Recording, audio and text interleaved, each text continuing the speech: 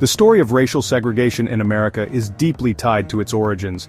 European colonization brought chattel slavery. Africans were forcibly brought, stripped of humanity, and treated as property. This system, built on white supremacy, lasted for centuries. It left a lasting mark on America's fabric.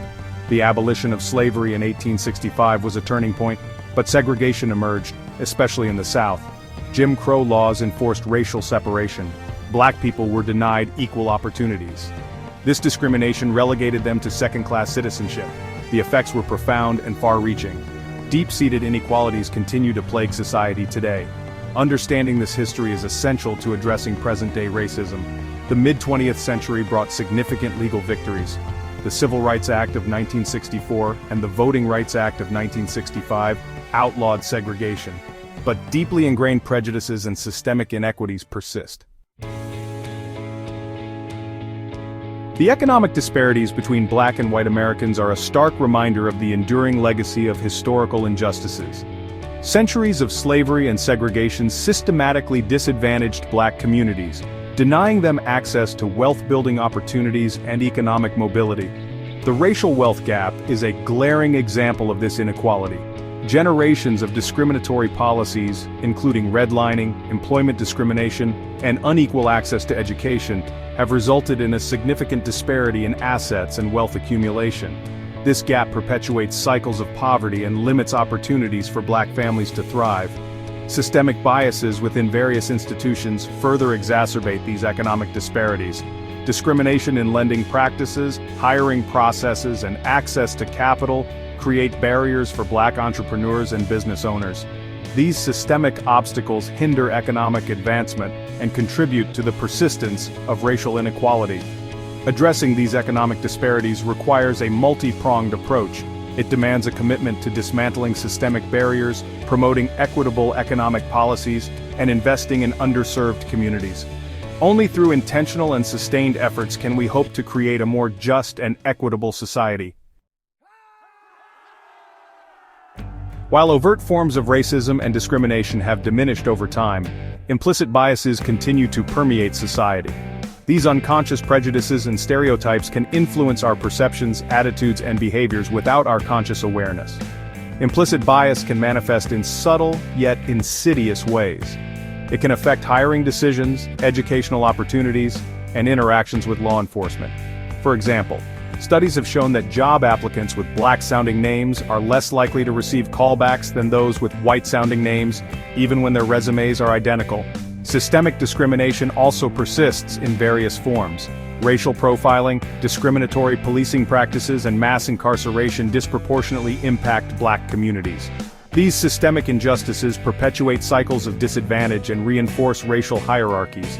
Addressing implicit bias and systemic discrimination requires ongoing education, awareness raising, and institutional reforms. It is crucial to challenge our own biases, promote diversity and inclusion, and advocate for policies that dismantle discriminatory practices. Segregation is not only a matter of Black and white. Within the African American community itself, there exists a phenomenon known as intra-community segregation. This refers to the spatial and social separation of different socioeconomic groups within the Black population. Historical factors, such as redlining and discriminatory housing policies, have played a significant role in shaping intra-community segregation. Redlining, a practice that denied mortgages and other financial services to residents of predominantly Black neighborhoods, created and reinforced patterns of racial and economic segregation. The concentration of poverty and limited resources in many Black communities has contributed to social isolation and disparities in access to quality education, healthcare, and employment opportunities. This intra-community segregation exacerbates existing inequalities and hinders the collective progress of the African American community as a whole. Section 5. Redlining's Reach: Mapping Inequality in Housing and Opportunity. The legacy of redlining continues to cast a long shadow on American cities. This discriminatory practice, which denied mortgages and other financial services to residents of predominantly Black neighborhoods, has had a profound and lasting impact on housing patterns and socioeconomic conditions. Redlining created and reinforced patterns of racial segregation, concentrating poverty and disinvestment in Black communities. As a result, many black families were denied the opportunity to build wealth through homeownership, a primary avenue for wealth accumulation in the United States. The effects of redlining extend far beyond housing. It has contributed to disparities in educational opportunities, access to healthcare, environmental hazards, and exposure to crime. The spatial concentration of poverty and disadvantage perpetuates cycles of inequality and limits opportunities for upward mobility. Section 6. A Tale of Two Americas, Socioeconomic Disparities Within and Between Racial Lines. The socioeconomic disparities between black and white Americans are stark and persistent. However, it is essential to recognize that these disparities exist not only between racial groups but also within them. Middle-income black families often face challenges and disadvantages that are not experienced by their white counterparts. For example, studies have shown that black families earning middle-class incomes are more likely to live in neighborhoods with lower-performing schools, higher crime rates, and fewer job opportunities compared to white families with similar incomes. This phenomenon highlights the enduring impact of historical and structural racism, which transcends income brackets. The experience of being black in America is often shaped by race, regardless of socioeconomic status. Implicit bias, racial profiling, and discrimination can affect individuals across the economic spectrum, albeit in different ways. It is crucial to acknowledge and address these disparities within and between racial groups to create a truly equitable society. Section 7. Bridging the Gap: Cultural and Generational Perspectives on Segregation. Understanding the persistence of segregation requires examining the cultural and generational perspectives within the African American community.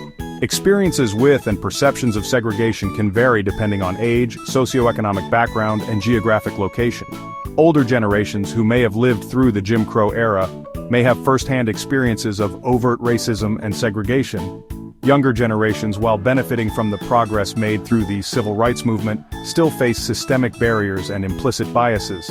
Cultural factors such as the importance of community and the legacy of resilience have played a significant role in shaping the responses to segregation. Some within the black community may advocate for integration and equal access to opportunities, while others may emphasize the importance of building strong and self-sufficient black communities. It is essential to engage in respectful dialogue, bridge generational divides, and acknowledge the diversity of perspectives within the African American community to foster unity and collective action in the fight against racism and segregation. Section 8. Towards a more just future: systemic reforms and community action. Creating a more just and equitable future requires a multifaceted approach that addresses both systemic barriers and community-level solutions. Systemic reforms are crucial to dismantling the institutionalized racism that perpetuates segregation and inequality. This includes addressing discriminatory practices in housing, education, employment, and criminal justice. Equitable housing policies, such as affordable housing initiatives and anti-discrimination laws, are essential to promoting integrated communities.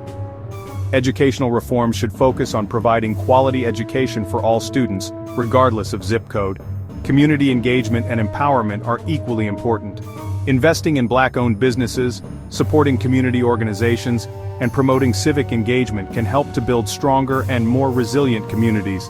Grassroots movements and community activism have historically been instrumental in driving social change. By working together at both the systemic and community levels, we can create a more just and equitable society where everyone has the opportunity to thrive.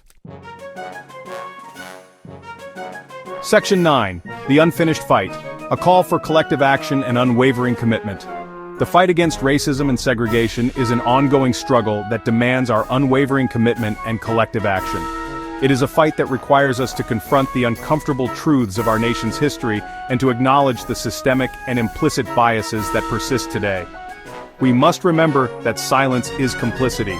It is not enough to simply be non-racist. We must be actively anti-racist. This means speaking out against injustice, challenging our own biases, and using our voices and platforms to advocate for change. The pursuit of racial justice is a marathon, not a sprint. It requires sustained effort, unwavering determination, and a belief in the possibility of a better future.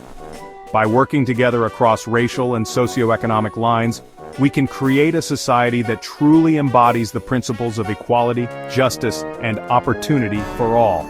Let us honor the legacy of those who fought tirelessly for civil rights by continuing their work. Let us create a world where every individual is valued, respected, and afforded the same opportunities, regardless of the color of their skin. The time for change is now.